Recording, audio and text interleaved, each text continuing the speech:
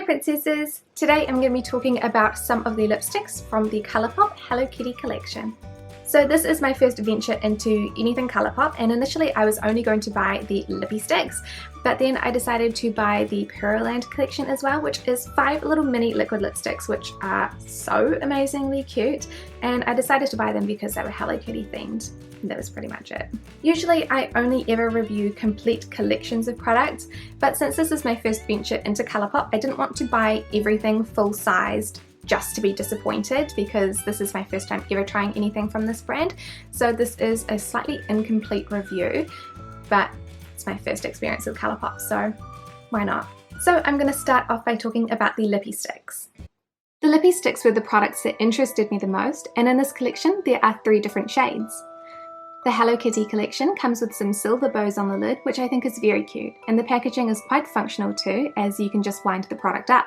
The colour range is quite nice too. I would definitely expect a red and pink in this collection, but I was happily surprised to see the dusty rose of Konnichiwa. Let's Play is a brilliant cranberry, lightly dusted with hot pink pearls. Let's Play is a beautiful shade, though initially I was very wary of the glitter in the formula. However, when it is on my lips, the glitter really enhances the shade and it looks very beautiful. I found this shade easy to apply, though I definitely do need to use a lip liner. This is more of an occasion lipstick colour for me rather than an everyday shade. But I find that the addition of the glitter really makes it stand out in my rather large collection of lipsticks, and it makes my lips look fuller and more healthy rather than dry and pruny.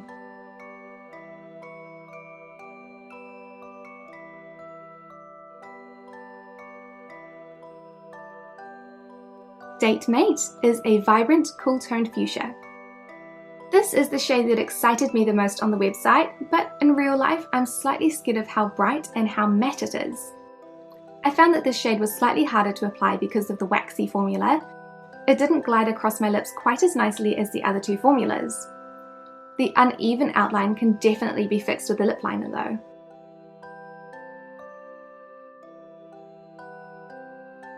I really like the way this shade looks on my skin tone, though I feel like I have to cover up any flaws on my base before using it.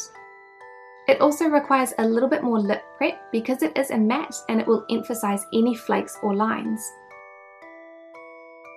Konnichiwa is a bright, dusty rose. A bright, dusty rose may seem like an oxymoron, but it's actually quite an apt description of the colour in reality. This shade has a beautiful cream formula that works well with my dry, flaky lips too. I've never had a lipstick this colour before, but I quite like the way it looks. Despite being such a creamy formula, this lasts quite well, and I only need to reapply after I eat.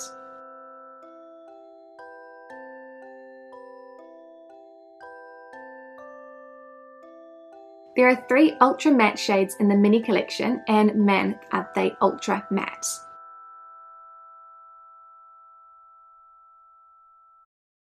The first shade I have is Ribbon.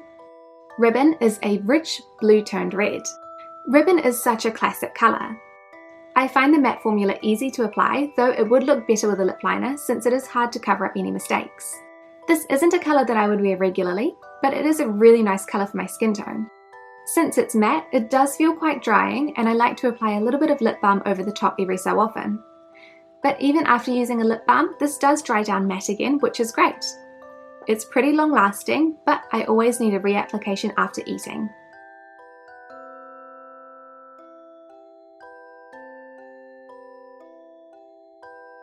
Mimi is a rich, smoky mauve. This is not a shade I would usually pick for myself because it's pretty dark and purple, but it did come in the pack, so I didn't really have a choice.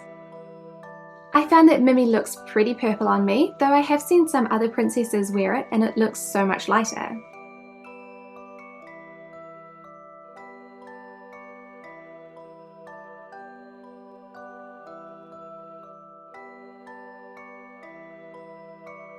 This shade isn't my favourite. It is a little bit patchy and I found it hard to apply nicely without a matching lip liner.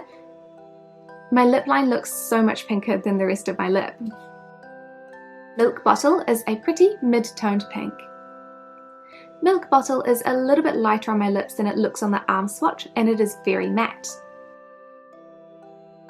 I quite like this shade, but I can only wear it for a short amount of time because of its matte formula. Like ribbon, I can always apply a lip balm over the top and I can extend the wear time. I think the colour is really gorgeous and it suits me very well, so I've actually been wearing this one quite a lot.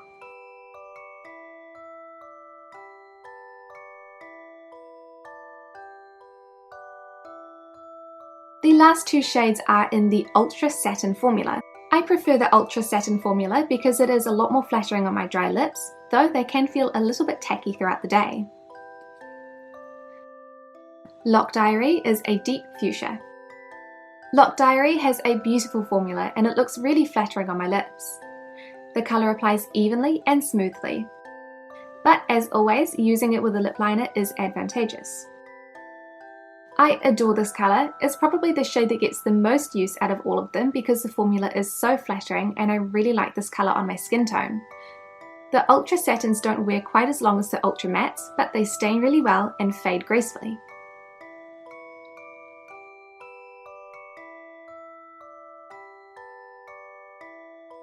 Tiny Chum is a soft mauve. Even though Tiny Chum is listed as a soft mauve, this is definitely a nude for my skin tone. I think this shade looks so nice in photos, but it's not a shade that I feel fully comfortable wearing in real life yet. I'm not so much into the nude shades, I always prefer pinks, but this shade is still pretty nonetheless. I just have to get used to it a little bit.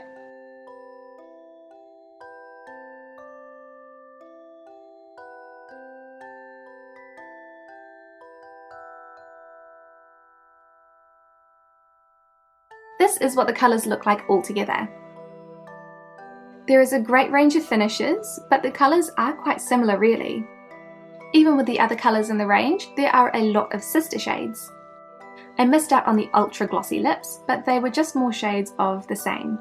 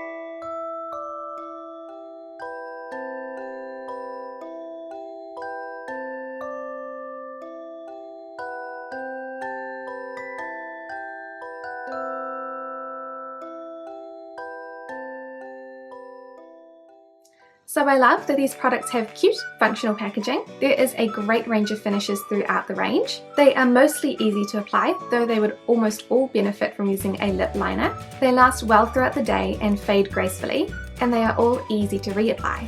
I don't love the ultra matte formula can give me pruny lips. So in general, I'm actually pretty happy with the shades that I purchased.